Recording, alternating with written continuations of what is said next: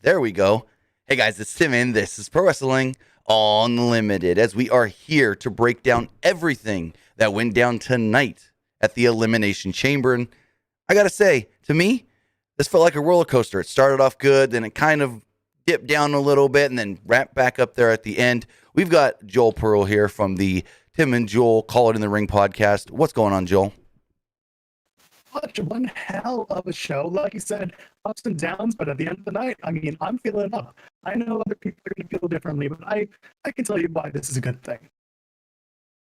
With that, we are here on Twitch, twitch.tv/PWU Unlimited, youtube.com/Pro Wrestling Unlimited. Just want to remind you guys, if you want to help us out on Twitch, you can do so by either donating to the channel with a button down below or by becoming a subscriber with either a tiered subscription or an Amazon Prime subscription. Because with Amazon Prime, you get one free subscription to any Twitch channel you want to support throughout the month. And we'd greatly appreciate it if you helped us here on PW Unlimited. Also on YouTube, you can help us out with a super chat or super sticker donation. All the donations do help us here out on the channel, and your super chats get read live on the air. But with that, we've got Elimination Chamber. I enjoyed the show, especially since it ended 25 minutes earlier than I expected. So that's always a positive. A WWE show that, thinking about it, 4, 5, didn't even go 3 hours. Holy crap, this is shorter. I didn't even realize that. Shorter than an episode of Raw. Elimination Chamber in house. All right. I don't know if you changed the setting. Now it's cutting in and out the audio for some reason. Wonderful. I know how to fix it, so we're going to take care of it. Awesome. But with that, we've got Elimination Chamber. I'm going to throw, while Joel fixes that, the poll up for you guys to see what you guys thought of tonight's show. Start a new poll. What did you think of Elimination Chamber? For the record, that's why I don't use noise suppressors. Right? That's what it was.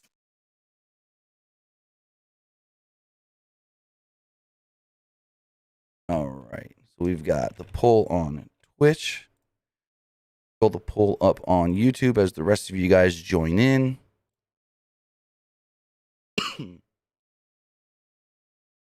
What did you think of Elimination Chamber? I liked it. Was right. And I do know people that I were talking to tonight that thought the show was just all right. So we'll see how many of you felt the same way. Didn't really see, I don't know if you may have noticed, I didn't see anybody like on Twitter or anything that disliked the show for the most part. Well, I didn't see anything like that either, but at the same time, I was kind of in between a couple of watch-alongs, so Right. I didn't spend Twitter as I normally would. That being said, I think most people are pretty happy, like you said, that the show wasn't super long, and there were enough surprises that, the dipping up and down made it pretty okay. Right. So with that, we start off on the kickoff show where we had a fatal four-way match with the winner moving on to challenge, well, actually not challenge, but fill the spot of Keith Lee in the United States Championship match. And we still don't know exactly what's going on with Keith Lee. I know PW Insider did report that he's got some sort of an injury. So if we do hear anything further, we'll let you know. But as of right now, we don't know what the injury is. And for all the people that kept messaging me, is it COVID? I'm not even going to speculate that. I highly doubt it since he was at Raw Monday and they knew Monday that he wasn't going to, well, most likely wasn't going to be in the match. So there's no way it's COVID. But this match did see Mustafa Ali with Retribution, who basically played a hand in most of this match, Elias, Ricochet, and John Morrison. Just to run this match down real quick, there was a cool spot where Ali jumped in and hit a neckbreaker on Morrison as he hit an inverted DDT on Elias, who hit an inverted DDT on Ricochet all at the same time. I thought that was like the highlight spot of the match. Elias at one point hit a jumping knee on Ali, but Slapjack broke up the pin attempt. Ricochet at one point fired up and ran wild on all three of the heels. He hit a German suplex on Morrison, but Elias and Ali broke up the pin. Ali hit a tornado DDT on Elias, but Ricochet hit a 450 on Ali for a near fall. Ricochet attempted a dive, but Mason T-Bar caught him. They then powerbombed him into the ring post.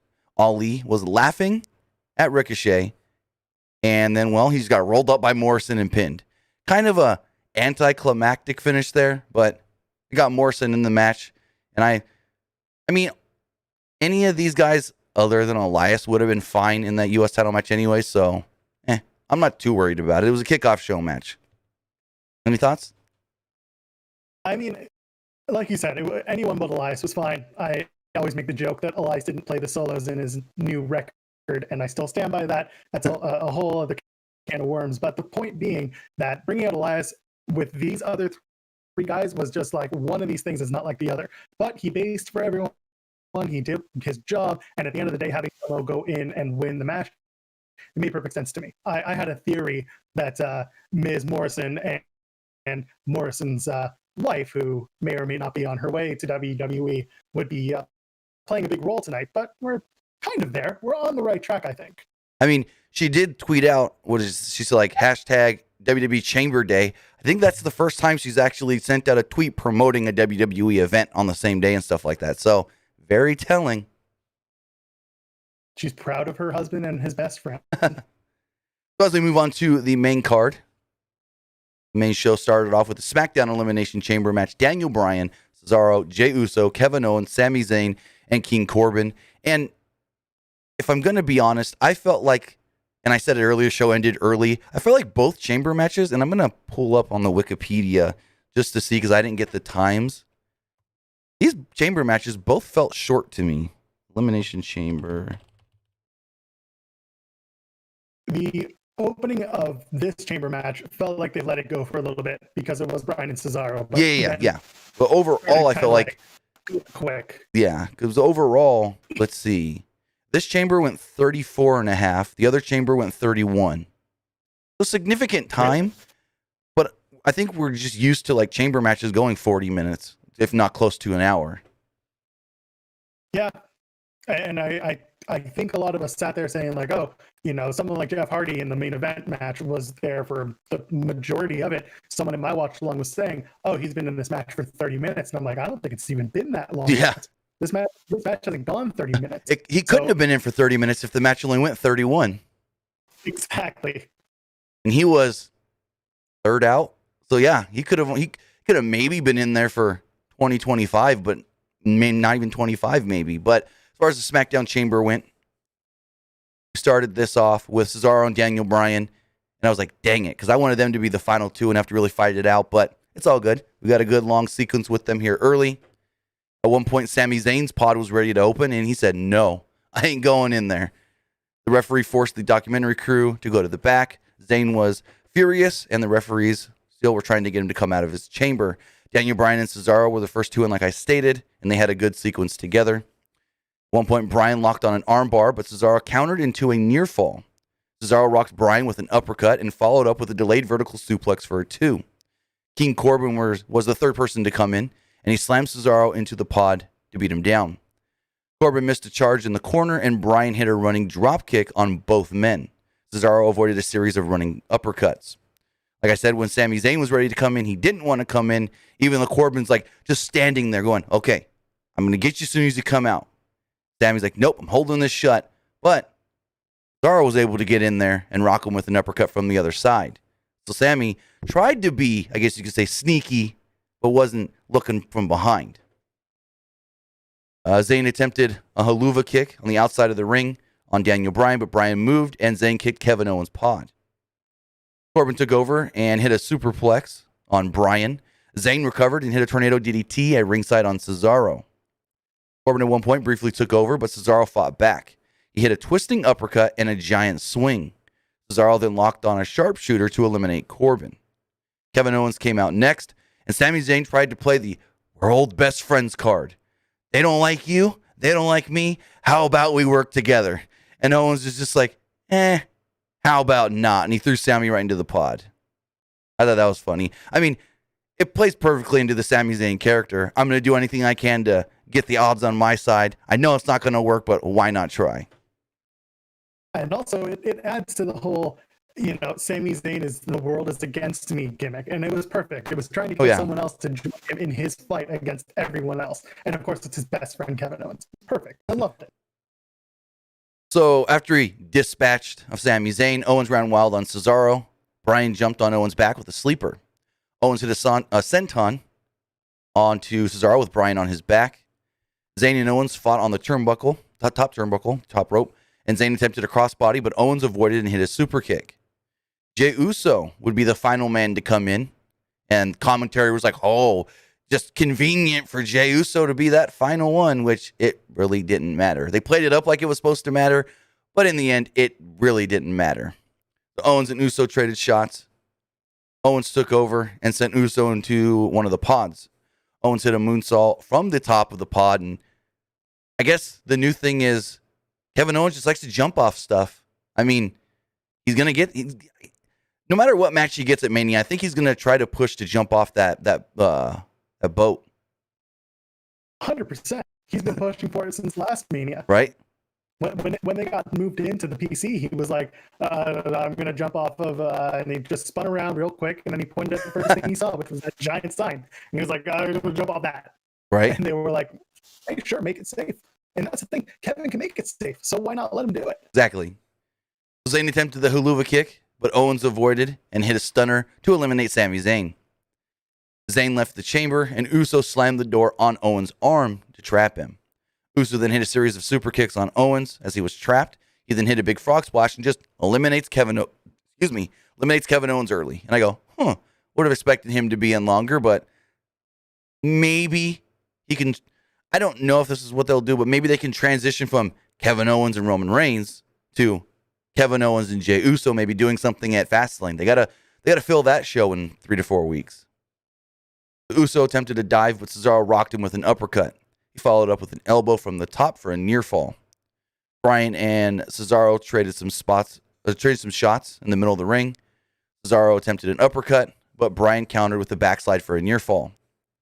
Bryan set up for a running knee, but Cesaro reversed with a torture rack. That was a cool little transition spot there. I like that, the way they did that. Bryan rolled up Cesaro for a near fall. Bryan climbed to the top rope, but Cesaro cut him off with an uppercut. Cesaro then hit a gourd buster from the top rope. Cesaro gave Bryan a one-legged giant swing, but Uso rocked Cesaro with a super kick. He followed it up with a frog splash to eliminate Cesaro. And I actually skipped a spot here. There was a spot where it was Cesaro and Uso hanging from the chamber. It was Uso, right? I believe so, yeah. Hanging from the chamber. Uso gets thrown down. And what do they say? Cesaro's the strongest guy in WWE. So he just starts doing pull-ups. Just hanging from the top of the chamber. Starts doing pull-ups. I'm like, okay, Cesaro, we get it. You would too if you had that physique. Come on, face it. Right? Oh, yeah. If I could do that, I probably couldn't even do one, to be honest. I'd be winded climbing up there. Yeah, exactly. The final two come down to Daniel Bryan and Jey Uso. Uso hit a frog splash on Bryan for a near fall.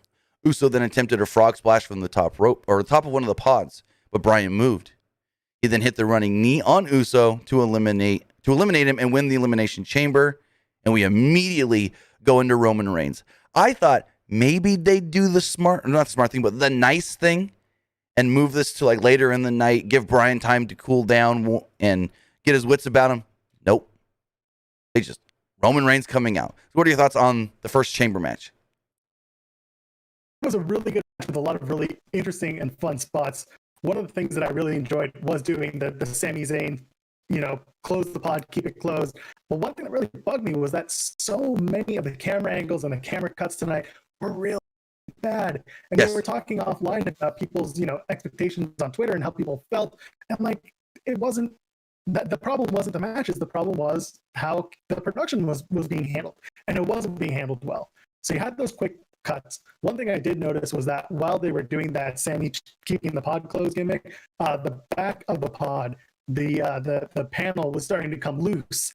And I didn't notice that. That would be the same panel that Omos would rip off. Mm-hmm. So that when that happened, I was like, they're going to do something weird with it later on. But you really had to be looking. The Cesaro pull-ups were really good. I really love watching Kevin Owens hit those cannonballs in the corner because they always look good. And then they had the spot with, Sammy hits the half and half, and then Bryan hits the running knee, and then there's pop-up powerbomb. It was a really good sequence just to kind of give everyone a breather and get everyone off of each other's backs. And then doing the door spot with Uso on Kevin Owens. Mm-hmm. Oh, beautiful. I was wrenching my own arm, just feeling it. And then he starts spamming those kicks. I was I loved every minute of it. I think they were telling just a really good, classic, brutal story.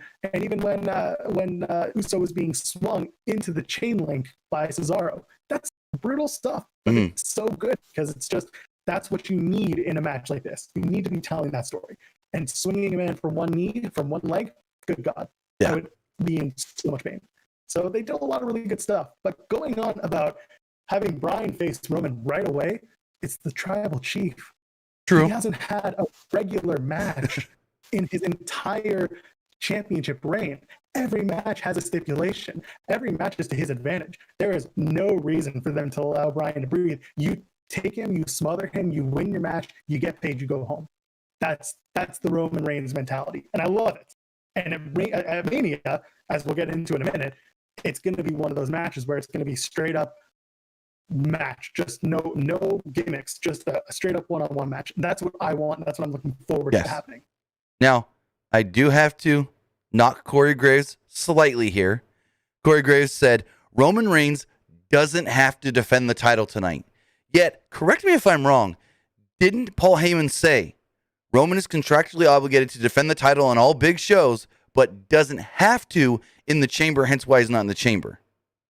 That's exactly it. It was Roman Reigns is to defend at the chamber, but not in the chamber. Right, because Corey Graves said, Roman Reigns, he doesn't have to defend the title tonight, but he's doing it because he's doing it for the WWE Universe or something like that. But I was just like, no, that's not what Paul Heyman said. Also, I want to address something in the YouTube chat really quick it's WWE related, but not Elimination Chamber. Where was it really fast? It was, I don't want anybody to get screwed on WrestleMania tickets, but there was somebody in the chat, Elevate Pods, says, I checked StubHub, and it looks like they're already started selling tickets for WrestleMania. No. WWE has not put tickets on sale for WrestleMania, but apparently StubHub is allowing people to put up resale tickets that are not real.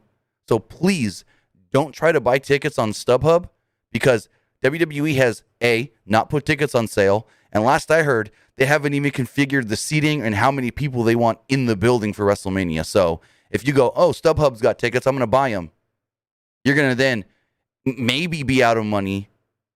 Maybe StubHub will give you your money back. I don't know, but don't do it because WWE hasn't even put tickets on sale. Because it's weird that there's like thousands upon thousands of tickets on StubHub for WrestleMania.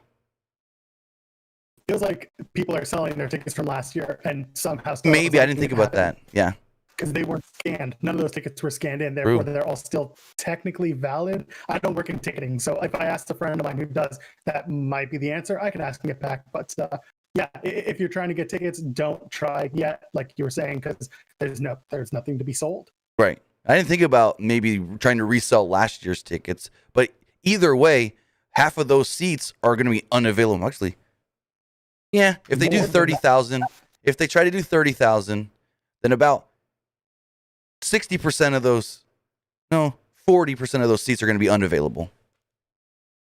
Because I think last year they were trying to do 65,000 to 70, and if they do 30 this year, so a lot of those seats will not be available regardless, even if they try to resell from last year. But Tribal Chief came out ready to basically just destroy Daniel Bryan in a minute and a half.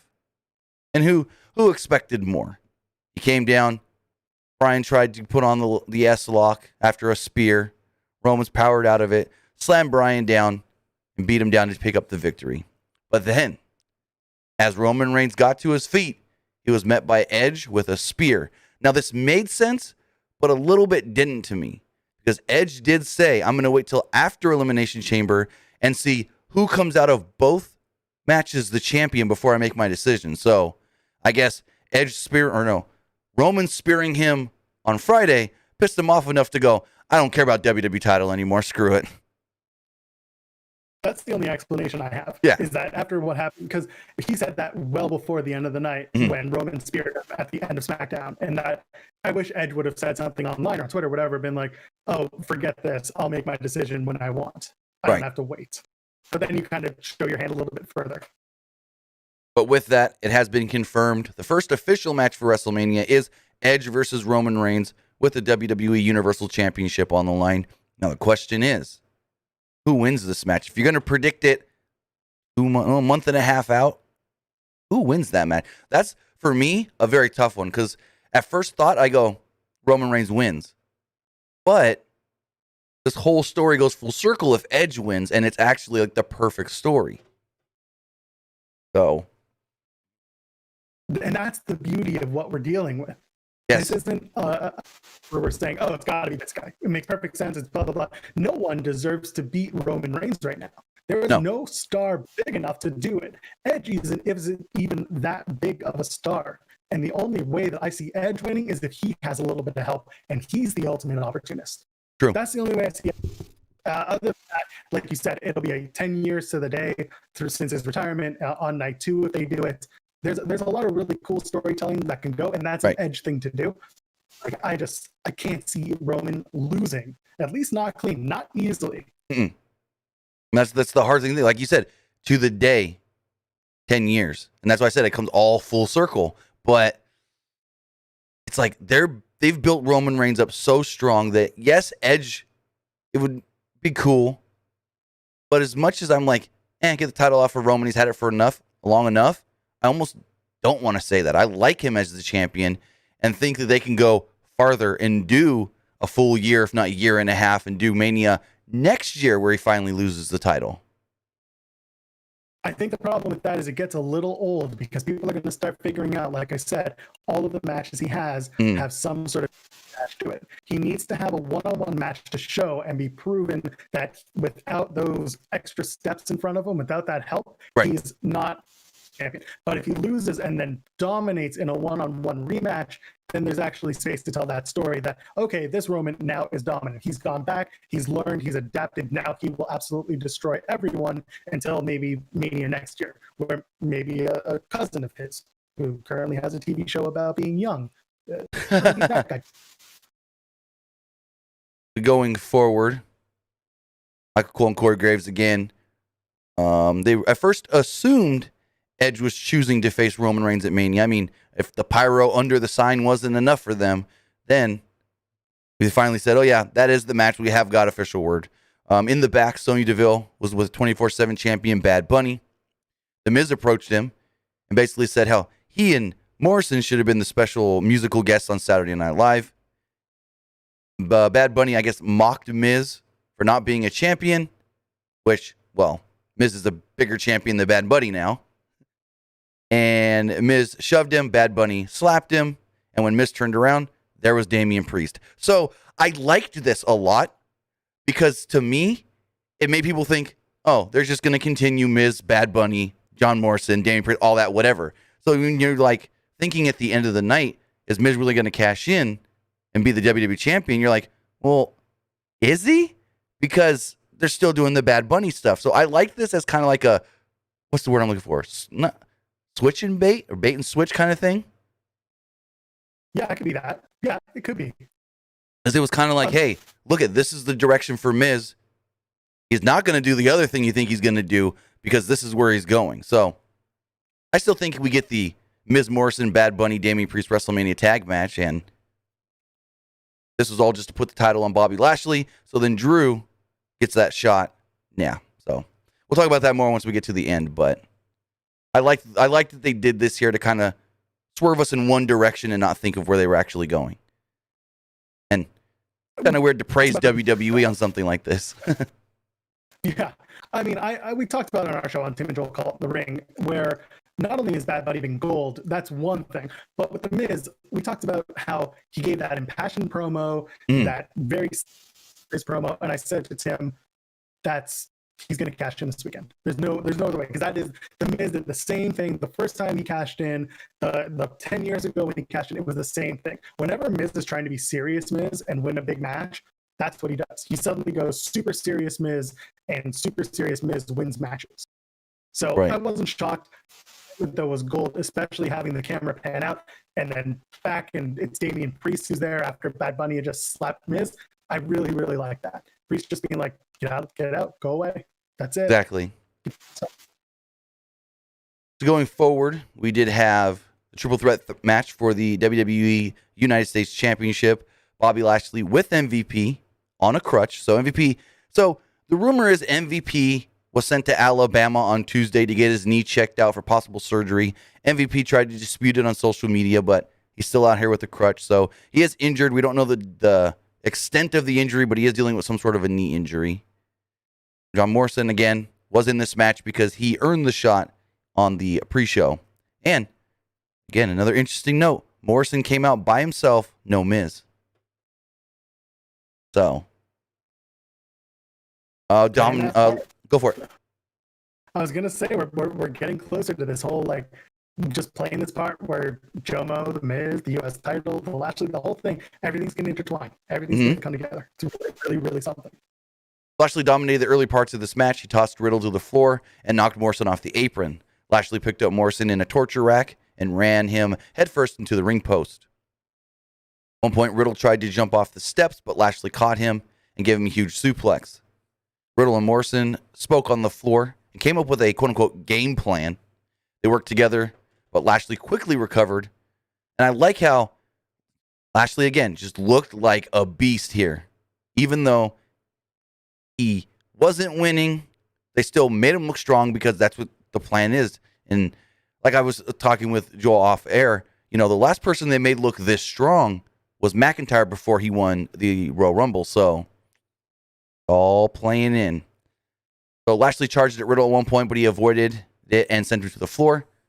Morrison hit a dive onto Lashley. Riddle then hit a dive as well. Riddle hit a running forearm on Morrison and followed up with a suplex. Riddle missed a standing moonsault and hit the Broton. MVP at one point mocked Morrison for thinking he can win this match. Morrison got in MVP's face and grabbed the crutch from him. Basically, MVP was like, oh, you're going to hit me with my crutch? I'm hurt. What are you thinking? And Lashley went after him, but Lashley avoided a shot and caught Morrison with a hurt lock. Riddle then jumped in the ring and broke the crutch over Lashley's back. Riddle then hit the Bro Derek on Morrison to pick up the victory.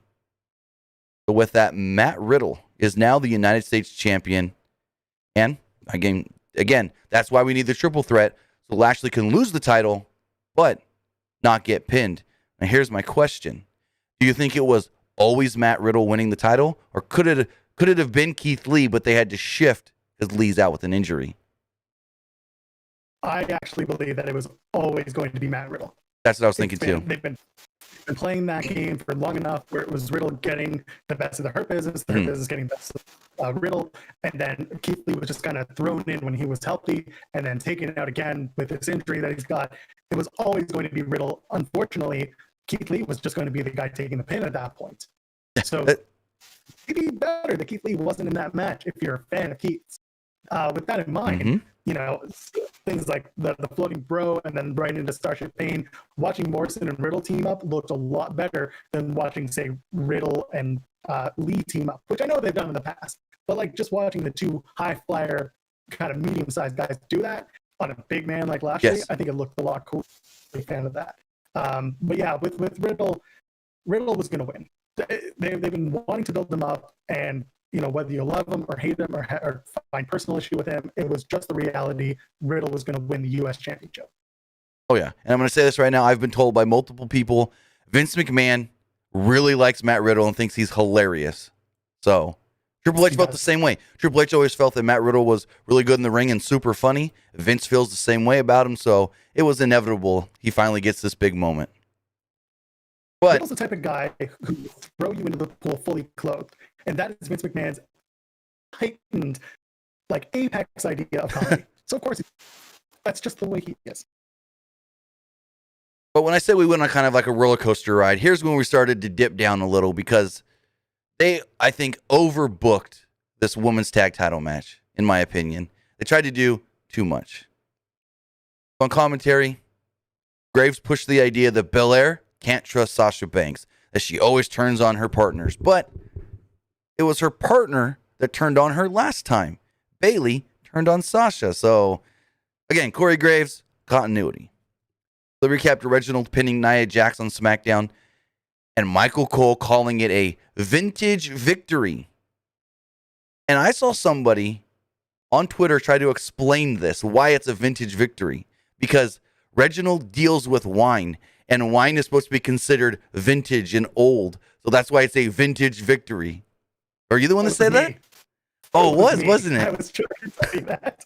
I saw that tweet, and I was just like, I guess it makes sense. It's an awful wine pun. What do you expect? It's creative isn't doing much else. They're just thinking of really weird things to say. But I mean, this match, I mean, like I said, I think it was overbooked and they tried to do way too much. Babyfaces had the early advantage. Jax caught Banks and threw her. Belair caught her. Belair then rocked Jax with Banks' leg. Yes, that was the thing. She hit Jax with Banks' leg. The heels took over, though, and isolated Banks on their side of the ring. Baszler slowed down the pace and worked over Banks' arm. Banks fought back and attempted a series of pin attempts on Baszler. Banks then hit a frog splash on Baszler for a close near fall. Belair attempted to lift Nia Jax, but she countered with a slam. Jax then hit a Samoan drop on Belair, but Banks made the blind tag. Banks then hit the Meteora for a close near fall. And this is when Reginald would come out, and he tried to throw a bottle of champagne or wine, whatever it was, to Sasha, and basically was like, use it. She was like, no, I don't want to. Banks then locked on the Banks statement. Didn't really go nowhere from there until Reginald again tried to throw the bottle back into Banks. She refused, and that's when Nia jumped. She jumped Banks from behind, hit her with a Samoan drop, and pinned her. Such a bad finish. Where is this going? The Sommelier and Sasha Banks. Now, if we were still doing the Carmella Sasha stuff and he turned on Carmella, that would make sense. But I don't understand this at all. I'm completely, it's like over my head. They're still doing it. They're just not using Carmella. They're using Reginald as the conduit through which he'll have to get to Fastlane. Now the question becomes, is it going to be Mella versus Sasha at Fastlane for the SmackDown Women's Championship? Or is it going to be Bianca versus Mella for the title shot at WrestleMania? The whole thing is that Carmella's still going to be involved. Right. And Reginald is going to be the reason that Carmella gets back into it. Right. But I know we saw on SmackDown when he lied to Carmella on why it took so long for him to get her drink. So, I don't know. I'm confused by it, but we'll see. Yeah, exactly. And the idea of can they coexist as the trope for a tag team that's just thrown together is dumb. Very. They have to stop it. I can't emphasize that enough. It's just, it makes no sense. You had two really good performers in a tag team. Sure, the reality is they want to face each other at WrestleMania. They don't want the women's tag titles. It does nothing for them. The only thing it would have done is if you had them win the tag team titles tonight, go down to NXT on March 3rd, pop a rating, defeat Gonzalez, or have someone screw them out of that title, have Kai Gonzalez win, have Kai Gonzalez face Lana and Naomi, and then next thing you know, either they become the new tag team champions or Kai and Gonzalez are now full-time on the main roster as women's tag team champions. Now we're not doing that. We're just going to go back to one side and the other side. It's almost as if they just wanted to have a women's match on because once they lost Lacey and Asuka, they were completely out of ideas. Right. And it's weird that they set up that that title shot for Lana and Naomi, but then they get two other teams to jump them ahead of the, like, what was the plan with Lana and Naomi in the first place then? Are they ever going to go to that match? Because they did this match here tonight. March 3rd, they've got the NXT match. I mean, I guess that's the Fastlane match, maybe? If it's not the Fastlane match, then it's the WrestleMania match, and Lana's winning her tag team championship, which I'm entirely for. You just booked it. I mean, that's the only way to go. Lana gets the big championship win at WrestleMania. Yeah, it's a tag title match, but hey, it's still a championship win. I just don't like how Lana's been basically saying that she's never had a tag team partner that's had her back before. But Asuka basically put aside being the Raw Women's Champion to help Lana. Exactly. So after this tag title match, we saw MVP and The Miz in the back, but we couldn't hear what they were talking about. And I had one of my friends message me and go, oh my God, is MVP going to buy the briefcase for Bobby Lashley? I was like, is that allowed? They said Miz has to cash it in. Right. Originally, we were saying maybe MVP was trying to convince Miz to cash in on Riddle and take the U.S. Championship to get it back, just to get Lashley, or to get back at Riddle for Lashley losing the title. And then I was like, maybe not. I think we're still going to do Lashley and Drew at Mania. And that's the match, which we're going to get into very shortly. So when I saw them, it was like, the U.S. title would be cool because it's Miz. He doesn't need the main title. It just feels weird. But, now we know where we're at. Right. Basically, we'll get to it here in a moment. I thought this was the best match of the night. I enjoyed this very much. This was a fun match. It was Drew McIntyre, Sheamus, Jeff Hardy, Randy Orton, Kofi Kingston, and AJ Styles. And I was laughing from the start when Kofi's like, Randy, your thighs or your quads looking thick. He was just going on. I loved it. And so basically, Randy Orton walked all around to everybody. They always do this once a year in one of the matches. Someone goes and faces off with everybody and goes, oh, you're in your pod. You can't touch me right now. Can't touch me till later. They always do it with somebody, I feel like. But Randy Orton and Jeff Hardy were the first two in this chamber match. They started at a slow pace, and what'd you expect from Randy Orton? He always starts his matches off slow. Orton had the early advantage, but Hardy fought back. Orton regained control with a poke to the eye. Orton slowed the pace down again, and Hardy recovered to hit a second rope splash for a near fall. And in number 3 was the WWE champion, Drew McIntyre. He ran wild on Hardy and Orton. McIntyre sent Hardy across the ring with a suplex and hit a neckbreaker on Orton. McIntyre threw Orton to the chamber. He then sent Hardy headfirst into Kofi's pod. McIntyre yelled at the cameraman to move, but he didn't. Orton then caught McIntyre with a draping DDT to take over. Next in would be Kofi Kingston. Kofi and Orton traded some hard shots in the middle of the ring, and in a surprise move, Kofi rolls up Randy Orton and just pins him, eliminates him. I was super shocked here. But hey, they gave me something I wasn't expecting, so kudos. Kofi always has Randy's number. That's the story. That is true. It's forever and ever, and I love that they kept that up. But with Kofi getting that elimination, Randy Orton was snap. Hit an RKO on both Hardy and Kofi Kingston. Styles, then for some weird reason, had almost break the pod so Styles can get into the chamber sooner. If he was a smart heel, he would have wanted to wait to get into the chamber. I don't know why he wanted to get in here earlier, but hey, it's what they did. They wanted to show that Omos is big, he's a monster, and he's menacing. The way to get Omos involved. Yeah, I don't know what they were trying to do. It felt like maybe they wanted to get around AJ getting an RKO. It felt weird. Yeah, it did. It just felt out of place, to be honest. So, where was I? Styles came into the chamber and scored a fall on Kofi Kingston. Scored near falls on Kofi Kingston and Jeff Hardy, who were down. Adam Pearce came out and ordered Omos to the back. Styles isolated Kingston and tossed him out of the ring. Kingston fought back and gave Styles a monkey flip into the side of the chamber. And not Randy, but AJ kind of like folded himself. The way he took that monkey flip into the side of the chamber, he like folded himself up. Took a great bump off of that. McIntyre took over and caught Kingston with a suplex for a near fall. They fought around ringside, and McIntyre gave Kingston a suplex onto the side of the chamber. Sheamus was the final man to come in here. McIntyre and Sheamus immediately went to blows in the center of the ring. McIntyre charged at Sheamus, and they both went over the top rope. Styles and Kingston brawled on the other side of the ring. So we've kind of got like two separate matches going on at once, which is cool to see. I like when they do that kind of stuff in the chamber, so you can keep cutting back and forth. You go, these guys are fighting, these guys are fighting. It's like getting to watch two matches at once. I like that, actually. Some people say it's too much going on, but to each their own. So Styles and McIntyre continue to trade their hard shots. No, Sheamus and McIntyre, as Styles and Kingston both ran up the corner and dove onto McIntyre and Sheamus. Sheamus and Kingston fought on the top turnbuckle. Kingston ended up on the top of the pod. Sheamus tried to stop him, but McIntyre cut off Sheamus.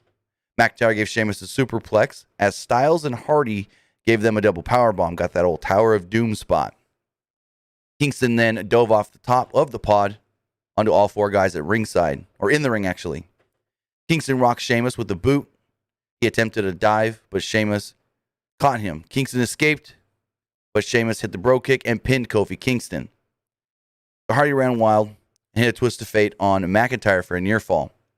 He hit a twist of fate on Styles and set up for a Swanton Bomb, but Styles rolled out of the way, so Hardy adjusted and hit a moonsault on McIntyre and Sheamus. Hardy then hit a Swanton Bomb on Styles, but McIntyre hit the Claymore to eliminate Jeff Hardy. At one point, Sheamus then scored a close near fall on McIntyre. McIntyre hit the Glasgow Kiss on Sheamus, but he recovered with a white noise. Styles then attempted a springboard 450, but McIntyre got close enough to the ropes where it didn't count. Instead, Styles hit the Swanton Bomb type of move. Styles then hit a springboard 450 on McIntyre for another close near fall. Sheamus then turns his attention to Styles here. And he kind of got frustrated because he couldn't keep AJ or Drew down. And I think him getting frustrated was a little bit of his detriment. Sheamus set up for a brogue kick on Styles, but McIntyre hit a future shock DDT. McIntyre then went for the Claymore, but Styles hit a Sheamus. I don't know why I keep saying Styles. Sheamus hit a brogue kick. Suddenly, Styles hit the phenomenal forearm and pinned Sheamus. So I like that it took two guys' big moves to take down Sheamus. So they, in turn, tried to make Sheamus still look a little strong here. I like that. Then, we got AJ and Drew, and I liked this finish a lot. So Styles went for the phenomenal forearm on McIntyre, but McIntyre countered with a Claymore in midair to eliminate and pin and retain the WWE Championship, taking out AJ. And I looked at my clock, and it was 6:22 Pacific time, and I go, oh, yeah, this ain't over. The Chamber's rising. What's going to happen? And I was a little confused early in this match, too, when Sheamus was walking around with confetti on his back. I'm like, where the hell is this confetti coming from? Great red herring. I thought, because my first thought was confetti. Uh-oh. Are they going to have like a big old new champion celebration later? Which, we got a new champion, but didn't get no real celebration. So after the match, Bobby Lashley would jump Drew McIntyre. Lashley viciously beat down McIntyre around ringside, and he knew what was coming. He threw McIntyre in the ring, locked on the Hurt Lock, and out came The Miz. Miz immediately goes and says, hey, I'm cashing in. I want to cash in right now. Speed it up. Let's go. Miz attacked McIntyre with a DDT, but only got a near fall off of it. So they made you think, oh, either Lashley's going to jump back in to help, or Miz really can't beat him. But Miz then goes for the skull-crushing finale. Seconds later, pins Drew McIntyre and becomes a two-time WWE champion. Very interesting. And in my opinion, I think it's just going to lead to... So I think maybe the Fastlane match ends up being Miz and Bobby, because that's what MVP set up. We help you win the title. Bobby Lashley gets the first defense, the first challenge. And then Lashley wins. We go on to Lashley Drew WrestleMania. That's my opinion. What do you think they're going to do? I have a feeling they might hit up a three-way. Okay. They might do a triple threat, do Miz, Lashley, and a very pissed off Drew McIntyre. Have Lashley pin Miz, and have Lashley be the champion going into Mania. Have Drew get his WrestleMania moment in front of the fans. Do you think... I like that idea, but do you think it's too soon from TLC when they triple threat match there? Oh, yeah, no, I think it's dumb as hell, but unfortunately, that's kind of the situation they put themselves in, because if you're going to do Miz and Lashley, unless you have John Morrison, save Miz, I don't know what you can do that doesn't make Lashley beat the tar out of Miz and then win the championship, move on. Which, there's nothing wrong with doing that, but it's kind of weird doing that on the way to WrestleMania. Yeah. I mean, I'm totally expecting if they go the singles match route, we get just like a Goldberg 5-minute squash, if even that. But Lashley becoming the new WWE champion. I mean, in all retrospect, if MVP's smart, he gets freaking Lashley the match tomorrow on Raw. And be like, hey, first defense, first night, you're the champion. But they got to stretch it out because this pay-per-view is, 4 weeks away? It's a month away. It's exactly 4. A month from today. Yeah, exactly 1 month. Because for some reason, the months actually line up this year. It's weird. Yeah. But we've got 4 weeks till that. And then we only have a 3-week build to WrestleMania from Fastlane. 1, 2, 3. So we'll see how that all goes. But that was the Elimination Chamber. Any closing thoughts on tonight's pay-per-view? I mean, again, they really got us at the end. We all saw MVP and Miz talking behind the scenes, and it set it up. And I've been talking again with my co-host Tim about how Lashley hasn't lost a match one-on-one, a singles match, since Backlash, and his opponent was Drew McIntyre. So it made perfect sense for them to go that route. Right. And then on top of that, you have Miz cashing in. It adds the unexpected twist that you get Money in the Bank out of the way finally. And now you can probably find a way to get Miz in and out real quick, get the heat, announce Miz and Mrs. Season 3, and then you can do Lashley McIntyre one-on-one, make it a big match for WrestleMania. It's not huge, but it's big enough because that's going to be the night where Sasha and Bianca have their main event match, in my opinion. Mm-hmm. So it's big enough, but it doesn't need to be top tier. But I do like that the U.S. Championship is now potentially intertwined in the World Championship and with all the other stories, because again, the Hurt Business want revenge on Riddle for winning that U.S. Championship. So what are they going to do? Miz is going to send maybe John Morrison out, take out Riddle. So now you've made a deal with the devil, the Hurt Business working with Miz and Morrison, and then maybe they're just going to turn on each other. Who knows? But either way, there's a lot of really interesting storytelling that's about to happen, and I'm all for it. Oh, yeah. With that, now I want to hear from you guys and what you thought of tonight's show. We do have a couple text messages. Text into 510-906-1341. Again, that number is 510-906-1341. This text message here says, what do you see Miz doing at WrestleMania? I see Morrison turning on him, saying at Miz versus Morrison. No, I think Miz loses the title of Fastlane and then goes on to do the Bad Bunny match. It's a way, I like that in a way, because it's a way to kind of stretch out the Bad Bunny Miz stuff and not just have it too much at once, and then you can get back to it after Fastlane. Yeah, it's perfect. It also elevates the Bad Bunny storyline with Damian Priest. It's perfect, and like I said, and like you were just saying, it's going to be that tag match, Miz and Morrison versus Bad Bunny, Damian Priest, top stage. Casual fans will love it. That's it. Getting a lot of text messages of people saying that they like the title change of Miz winning the belt tonight, so that's a good thing to see. This person says, can we agree WrestleMania 27 all over again? No, Miz won't have the title by Mania. No, but I did say everything new, everything old is new again, because 5 years ago in Impact, it was Drew Galloway versus Bobby Lashley. Let's see. This person says, if you think about it, both the WWE Championship and Universal Championship match we're opposite with the competitors. Okay, this text doesn't make sense anymore. Yeah, I don't understand that at all. It's poorly written. I can't understand it. Move on to the next one. This person says, here's a good question. What do they do with Asuka, and who is her next challenger? Yeah. Dude, creative is not ready for Asuka.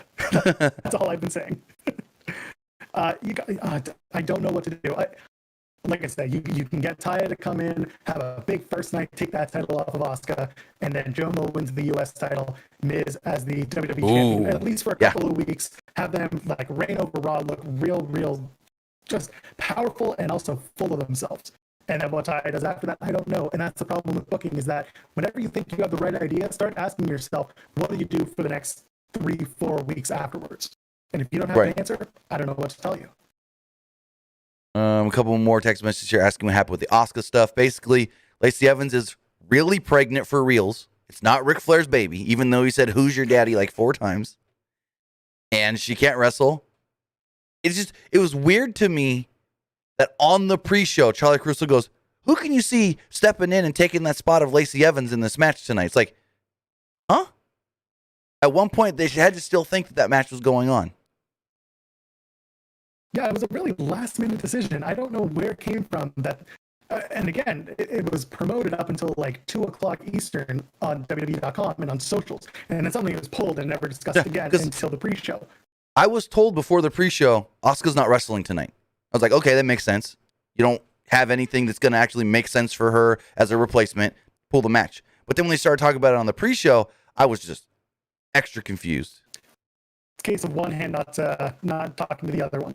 Exactly. And on top of that, again, Asuka has not had a singles match, longer than 10 minutes since she won that title from Sasha Banks at SummerSlam. Really? Other than that, the singles matches have all either been really quick squashes or DQ finishes that turn into tag team matches. She doesn't defend her title anymore, and if she does, it's a no contest or it's a DQ. And they did the Alexa Bliss match that went over 10 minutes, but I don't count it because they did all the weird stuff in the middle of the ring where she changed into the the Bliss, whatever. Yeah, it was just you can't count that. Weird. You can't count that since it was a heavily edited match. Exactly. So here's one. This person is confused, asking, is Fastlane on Peacock or the WWE Network? Now, I don't know how it works in Canada. Like, do you guys get the regular WWE Network or? Okay, so to put it bluntly, Canada keeps the WWE Network. Right. We just keep it as a television package along with our cable system. Okay, gotcha. We don't have an OTT service, but me personally, I have WWE Network USA because I do the VPN workaround, right. But it's a lot more difficult with Peacock. So gotcha. I have to find a way now personally to get my network fixed because I'm a cord cutter too. Right, because they said WrestleMania exclusive only on Peacock in the United States, but when they advertised Fastlane, Michael Cole said, I think it was Michael Cole, he said Fastlane. Oh no, it was Tom Phillips who said it. He said on Peacock and the WWE Network. So maybe it's Peacock in the US and WWE Network internationally, because when they no, it's both. Because they're not going to be fully moved over to Peacock. It's basically Fastlane's going to be a trial run for Peacock. Right. It's going to be they make sure that as they move people off of the system, everything is running smoothly. But it sounds like originally they had plans to move everyone over by the time Fastlane hits. But that's a week after the initial plan move over. So it just sounds like they're keeping the network open for US that makes sense. as a means to watch it in case Peacock it hasn't moved over, or maybe people don't know yet that they have to move over from Peacock to WWE, from WWE Network to Peacock. I think that's what it is, because when they did the Mania promotion, they said Peacock. There was no WWE Network talk. They said Peacock only. Which so Mania will be the first Peacock only show. Which I've used Peacock. I've only used the free version of Peacock to watch a couple shows on there. The one thing I'm thinking that people are not going to like, and maybe I just wasn't using it right, no rewind feature. Not that I saw at all. And I think that's part of the reason why things are taking a little bit longer, is because they want to get that feature going for live events on Peacock. Because if that's something that fans are clamoring for and need, which they do, because people go back and forth in wrestling, we need to see that. So I think that's maybe an integration that needs some fixing. Yeah, because they don't have the rewind feature, and they don't have the, hey, you're 20 minutes late, go back and start it from the beginning. So yes, live from the beginning. Right, because I've watched live stuff on Peacock, because that's the only way you can watch the Dan Patrick Show now, because they moved it off NBC Sportsnet, so it's only on Peacock, and I watch that every so often, and it's always just you click it. It's basically so Peacock's live system is basically like you're watching cable. You just go click what channel you want, and then it just starts playing like a cable channel. So unfortunately, if that's what it is, then there is going to be no go back and start from the beginning if you're starting late on the WWE pay-per-view. Right. So going forward, a couple more text messages here. Person says, is it true that was commentary correct in saying, and is this true, this is the first time AJ Styles has been pinned since coming back to Monday Night Raw? A good question. You can look it up really quickly. That is a good question. AJ Styles, first time he's been pinned. Well, no, that can't be right, because he lost the gauntlet match. Oh, that's a good on Monday. Or nope. You only have to look back one match. Another person, this other person asking, you think Riddle was always the plan? I think you were right in saying that it has to be because all the stuff with the Hurt Business. Yeah, they have to integrate everybody. It's got to be. And you also have tag team champions in the Hurt Business. That has to happen. Something needs to go on there. This person says, remember when Miz told Morrison, you're the first person I'll give a title shot when I win the title? I think MVP may have changed that. Or you do Fastlane with Jomo as the third man in a triple threat that doesn't include Drew. Or it's a fatal four-way, and the deck is stacked. Yeah. You can see that. We talked about Edge and Roman, so we don't need to talk about that again. First says, there's a rumor going around, Paige is going to return. No, it's not a rumor. Basically, Paige just said on Twitter, basically someone asked her if she'd ever return, and she said maybe. Basically. Kind of just said like... Never say never. Yeah, she did the never say never kind of thing.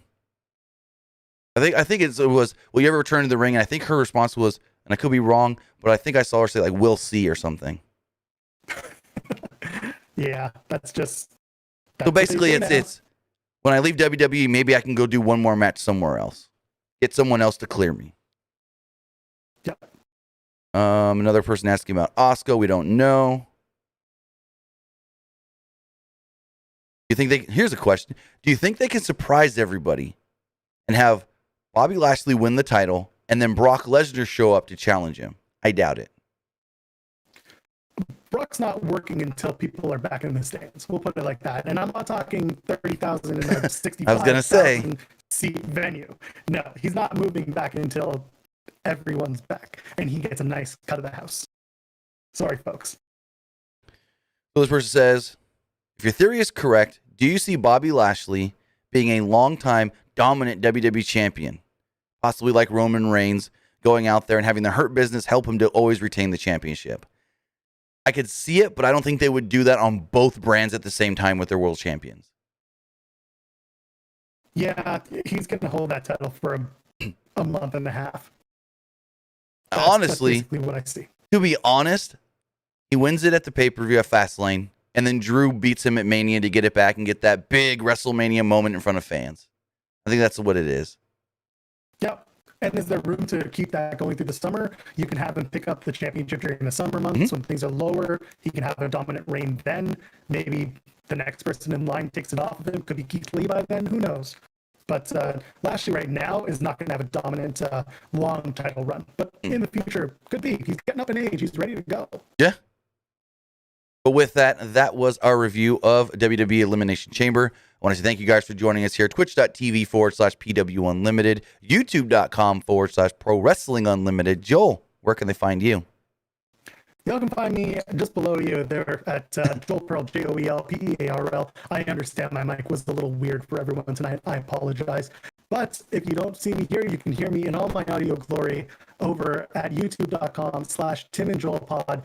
Every Thursday, 8 p.m. Eastern, myself and my co-host, another Tim, talk about Christian wrestling, more of a news magazine style. We joke around, we talk about the week, and we kind of give our own takes about what goes on in wrestling. And then every Sunday here on this channel on PW Unlimited, we do our weekly draw series where we talk about the week ahead in wrestling. And maybe we're going to do something new soon. Maybe we want to have a little more fun with our friends here in the audience on PW Unlimited. We don't know yet, but the fact is, we're always around, so come and enjoy it. Heck yeah. With that, guys, again, I want to say thank you for joining us for this Elimination Chamber review. I thought the show was, for the most part, pretty good. It looks like, as we look at the polls really fast, 63% of you on Twitch did like the show. 25 thought it was all right. 13 didn't like it. And when we look on YouTube, 61% of the YouTube audience did like it. 28% thought it was all right. And 11 disliked the show. So, for the most part, it looks like the majority did like Elimination Chamber. But with that, guys, thank you for joining us here tonight. I will be back live tomorrow talking Monday Night Raw. Have a good night, and we'll see you next time.